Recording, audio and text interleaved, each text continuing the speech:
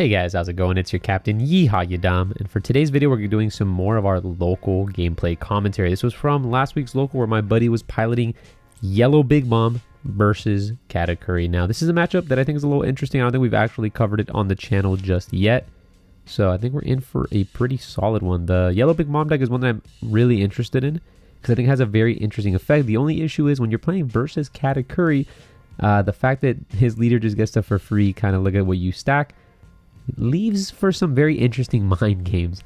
So let's see where this game goes. It seems like player one, or the mom player, is going to whiff on the pudding, whereas Katakuri will see the pudding. We're going to look at the top 4 cards of our deck and looking for some 2K counter and or the late game in the form of 7 drop, 10 drop, things of that nature. Still kind of the same deck, right? Yellow versus yellow really comes down to their late game. I don't think either of them are going to out aggro each other. So he goes 5 at lead, plays Sparrow, I'm assuming, and there we see it.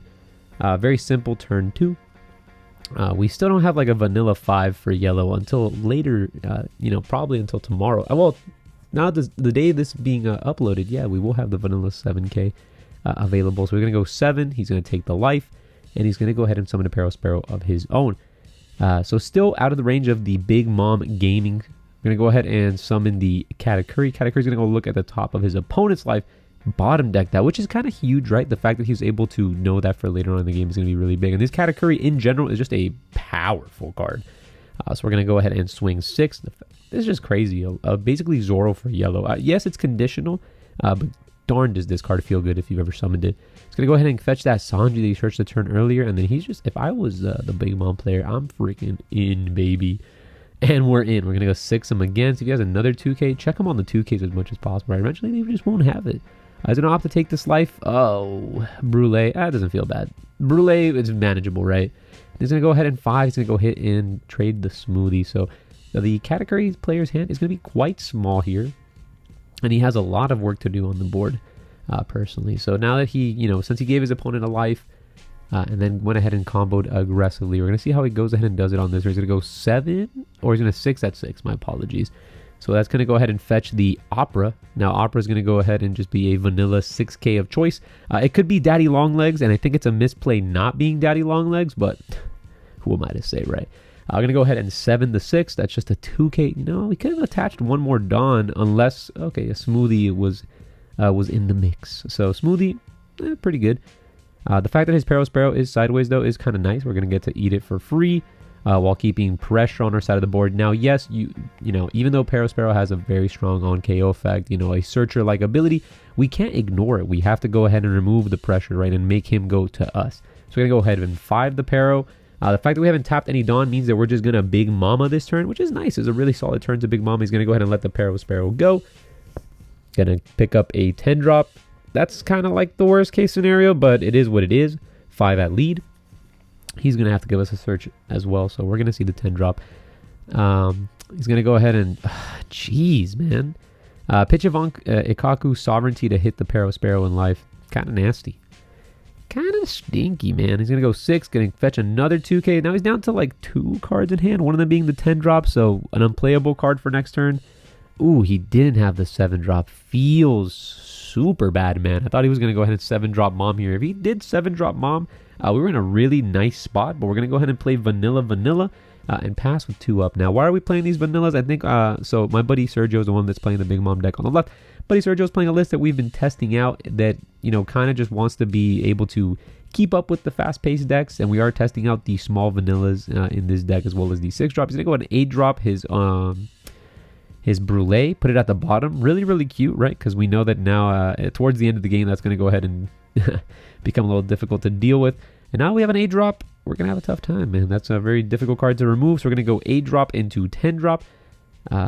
Yeah, maybe we could have left the Brulee, in all honesty.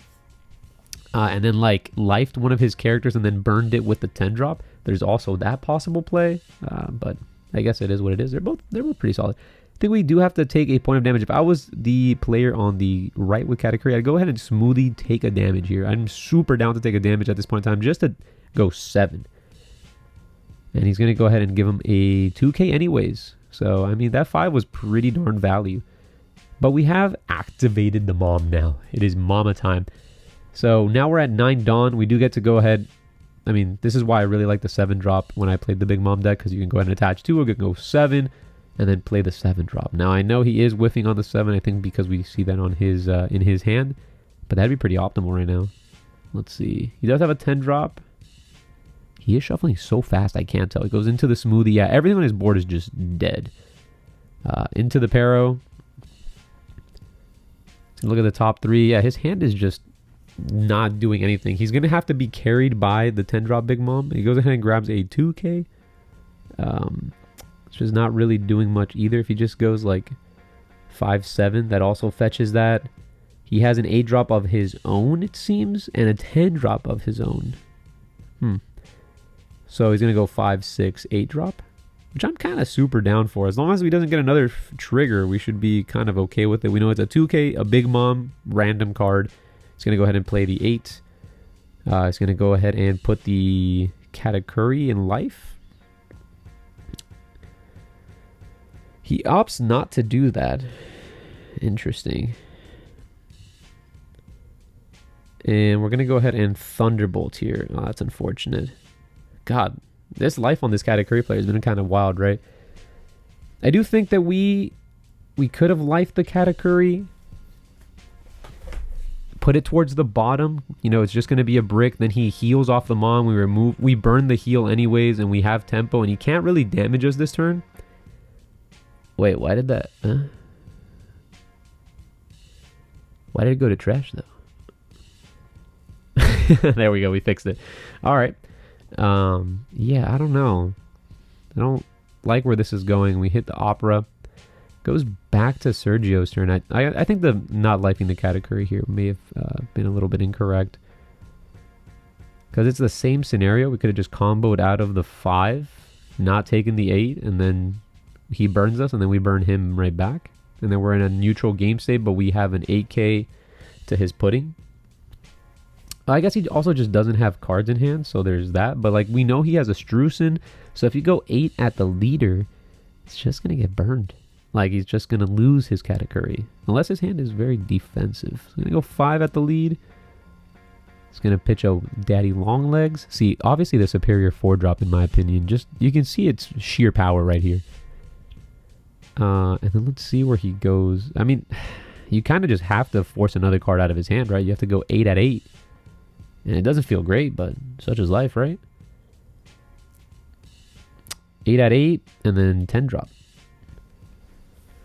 I think he's trying to calculate or think exactly what he wants to do with this turn. Obviously, he's not going to be using the Big Mom's effect because he's already swung with it. He wants to go ahead and decide if he needs to declare any sort of Dawn.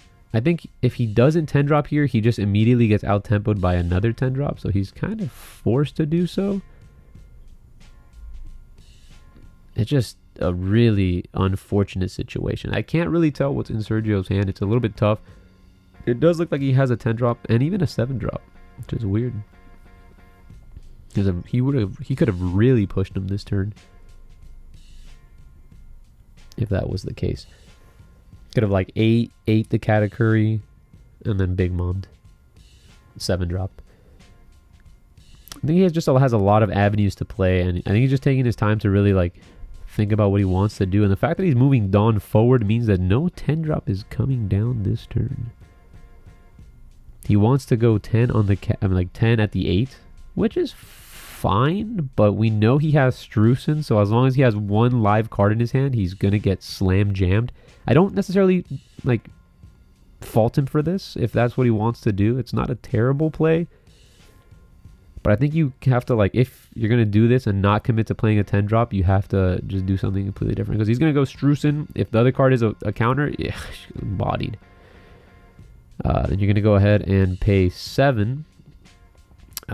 So, yeah, he should have put one more Dawn. That's what I was going to say. Unless he wants to play this pudding here, which I don't think matters. Unless you're like, oh, this feels just horrid, right? You just burn here if you're the Katakuri player. There's no reason not to burn because I think Sergio's just dead.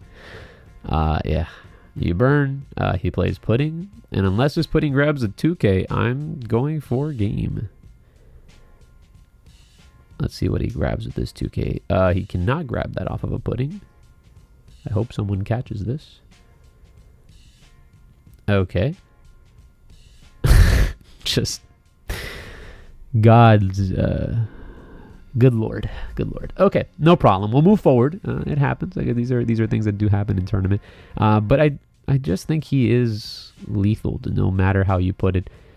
He's gonna go ahead and play Pudding, which the only card that may matter. I can't even think of a card that matters on this Pudding search. So this is 1 Dawn less for lethal IMO. He could just go 9 with the Katakuri character card. I think that's a really nice place to start. Just a 1 Dawn investment, 9k. Puts him on Give Me 3, which is huge. We do know that he just added a 1k to his hand.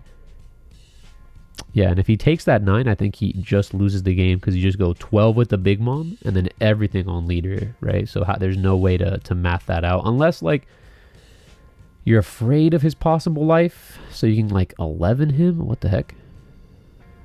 Okay, it's an interesting way to denote that you got Struce into your hand. Respect. Yeah, so we'll see how he wants to do it. Like, I guess you could try to, like, use your leader ability to find out if he has, like, a Brûlée in life. I think Brûlée is pretty scary. Regardless of which, I'm just not sure if there's a way that you can lose this game. I mean, you are at a low hand size as the Katakuri player. Interesting. 14. That's a lot. That's a lot of Dawn. Sure. I'm so confused. I don't know. There's a lot of things that you could do here differently. Like, if you go 9 with the Katakuri at the leader, I think that he is forced to blow his hand. And then if you do that and he blows his hand, you can clear the Katakuri character with your leader. Then you can just check him for 12 and, like, you can still be defensive. Like, you get to do everything this turn. I think if you just manage your Dawn just a little bit better. He's going to go 9 at the leader. Looked at his life. I think he chose to keep it there, which is really, really solid. But now we no longer have, like, the Mom attack, which is basically just take a damage. She's just so big, bro. 12Ks are huge. I don't know if you guys ever played in set 1, but the 10-drop Kaido was just so scary, man. Like, once it was on the board, it's just terrifying. Let's see what Sergio does here to this 9. I don't think he cares. Like, I don't think there is a way for him to get lethal if he takes this. He is, however, in a very difficult position. No trigger. That was a very quick take. He opts to go 5. Sure. And he taps out for this, which is super crazy. Super duper crazy. I think he has 3 cards in hand. I think since he knows what the Brûlée is there, like, he just doesn't care. Which I respect. You know, that is a mighty fine way of looking at it. But you can't assume that the Mom is dead just yet. So opting to, you know, if he wants to go and defend this, doing some calculations, peace signs on the board, tippy tappy. He does have a 2k. He has a 10, man, he's had this 10 drop for a long time. He also he should not have this mermaid in his hand. It's very bizarre. But those are the cards that we kind of know at this point in time. Let's see. He goes ahead and defends the 9, double 2k, 1k. And then back to the Mom player. Back to Sergio. He does draw it again. I don't think it matters what he draws here. He needs to, like, push, but this Brûlée is, like, huge. Actually, it's enormous. Is there a way? No, there is no way he can find lethal without while using the Big Mom. So gosh, this is tough. This is a really unfortunate game. I think it'd be so much different had he just made a couple of different choices this game. If he had just, like, attacked this game could also be different depending on how the Katakuri played it too. And I don't know if it's, like, correct or not. Like, it's very hard for me to say, like, oh, this is just, like, the right line, and I hate doing that, but it just, you have caster vision, so you think, like, the numbers could have just been a little bit cleaner, could have, allowed for more advantage in general. So he has 10 Dawn. I don't think there is a fathomable way for him to win unless he has the 4-drop Katakuri. That card is probably pretty darn impactful, and even with it, it's kind of tough because we know he picked up a Strucin, so he has a 2k. And the Brûlée is actually huge. The Brûlée is super obnoxious. There is also a world where we can go ahead and like use our leader ability, stack the the mermaid that we shouldn't have in our hand. There's no way we can 10 drop on this board, right? Because if we 10 drop, we lose. And this is a play that I'm not a huge fan of, because it requires him to like attach a bajillion Dawn. I think he's so salty on the 2K count. He's only had 5 2Ks, man. That's a pretty average draw. I think if you had Katakuri'd his Katakuri and then mommed his mom, like, you would be in a better spot. And you could have like also big mommed on curve, which he chose not to. There's like so many things that you could have done differently. But I can feel the saw after. When you look at your opponent's graveyard like that, I know you're molding. Because there's just no way to win now. There's just no fathomable way that he wins this game. He is out of cards in hand, so you could theoretically try and clear the board. In a sense, right? You can put 4 Dawn under... oh man, the pudding already attacked, so we're just fudged. Oh, we're just tilted, huh? We're just tilted. I think we could have 8. Could have gone 8 at the Katakuri. You gave him a card now, so you know what is happening. I'm so confused, man. We're just so dead. What? What's happening? We're tilted. We're tilting out. We're just tilting out of this game. Yeah, it doesn't matter. He has pudding. Yeah, I think he just scooped it up. And that's going to be the end for the game. Yeah, definitely don't tilt, guys. Don't do what Sergio did here. But there's definitely a bunch of lines that could have really changed the outcome of this game. I do think in general this matchup is very, very tough. I think if I looked at the percentages and Big Mom in general just struggles versus Katakuri, the fact that for 1 Dawn he can counter your 2 Dawn ability is really, really rough. It also comes down to just the way that you can go ahead and like field things. The Katakuri going second, being able to curve the Katakuri into the 10 drop was really, really big. Even though he did life his own Brûlée, which was slightly unnecessary, it still was just enough tempo for him to get all the way that he needed to towards the end of the game. But I hope you guys like this video. It's a different take, a yellow versus yellow match. I don't think it's something we've had on this channel just yet. So I hope you guys learned something from it. If you like this video, make sure to hit that like button. If you have anything or that you saw in this video that you could go ahead and change, any more comments, because I did see a lot that was questionable, but hopefully you guys saw something as well, and you can leave a comment that is a little bit helpful for all of us, a little educational comment. And as always, guys, if you are liking this sort of content and want to see more OP TCG content, make sure to hit that subscribe button so we can go ahead and keep gaming together. And I'll see you guys on the next one. Peace.